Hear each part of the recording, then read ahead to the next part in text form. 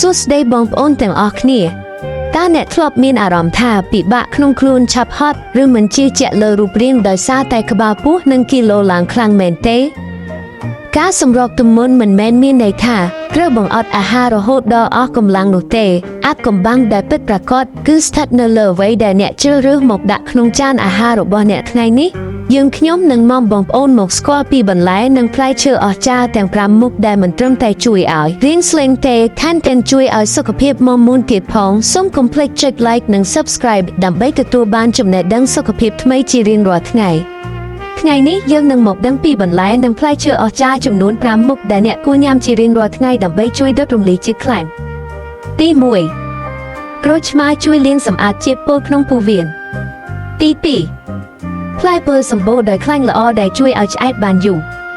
ទី3ផ្កាខាត់ណាខៀវមានជាតិសរសៃខ្ពស់ជួយដល់ការរំលាយអាហារទី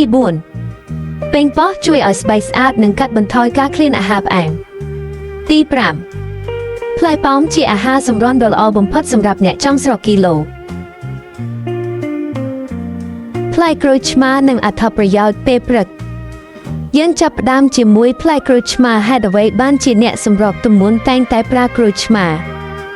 ព្រោះវាសម្បូរទៅដោយវីតាមីន C និងសារធាតុប្រឆាំងអុកស៊ីតកម្មក្រូចឆ្មាជួយជំរុញប្រព័ន្ធរំលាយអាហារនិងជួយឲ្យក្លាមធ្វើការបានល្អក្នុងការបន្សុទ្ធជាតិពុលវិធីប្រើប្រាស់រៀងរាល់ព្រឹកក្រោយពេលភ្ញាក់ពីគេងចូលបងប្អូនយកទឹកក្តៅអ៊ុនៗមួយកែវលាយជាមួយទឹកក្រូចឆ្មាកន្លះផ្លែការធ្វើបែបនេះនឹងជួយដាស់ប្រព័ន្ធដុតរំលាយជាតិខ្លាញ់ metabolism ឲ្យដំណើរការតាំងពីព្រលឹមតែម្ដង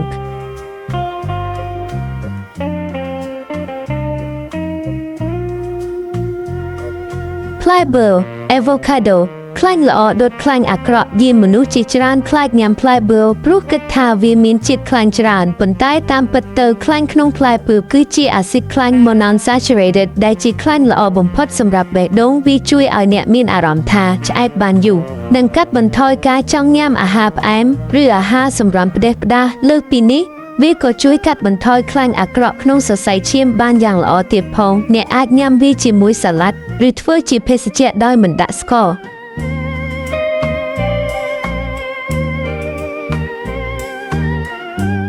ការខាត់ណាខៀវ broccoli ស្ដេចបន្លែជាតិសរសៃក៏បន្លែពណ៌បៃតងចាស់ដូចជាផ្កាខាត់ណាខៀវគឺជាមិត្តល្អបំផុតរបស់អ្នកសម្រកទម្ងន់វាមានកាឡូរីទាបបំផុតប៉ុន្តែសម្បូរទៅដោយជាតិសរសៃ fiber នៅពេលអ្នកញ៉ាំវាជាតិសរសៃទាំងនោះនឹងទៅបំពេញក្រពះធ្វើឲ្យអ្នកឆាប់ឆ្អែតនិងជួយសម្រួលដល់ការបន្ទោលបងការពារកុំឲ្យមានការទល់លាមកដែលជាមូលហេតុមួយធ្វើឲ្យក្បាលពោះធំ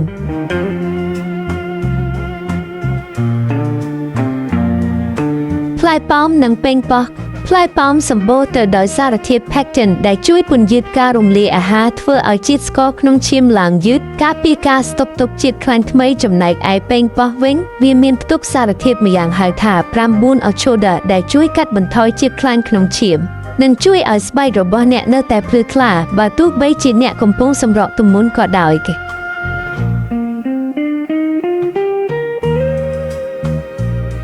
សរុបមកវិញការសម្រកទម្ងន់ដែលល្អបំផុតគឺការចេះជ្រើសរើសអាហារធម្មជាតិទាំងនេះមកជំនួសអាហារដែលមានជាតិខ្លាញ់និងស្ករខ្ពស់បន្ថែមពីលើការញ៉ាំបងប្អូនគួរតែផឹកទឹកឲ្យបានច្រើននិងហាត់ប្រាណតិចតួចជារៀងរាល់ថ្ងៃប្រសិនបើបងប្អូនមានចម្ងល់ឬចង់ឲ្យយើងខ្ញុំធ្វើវីដេអូអំពីអ្វីបន្តទៀតអាច comment នៅខាងក្រោមបានសូមអរគុណសម្រាប់ការទស្សនាសូមជូនពរឲ្យបងប្អូនមានសុខភាពល្អនិងរាងស្អាតទាំងអស់គ្នា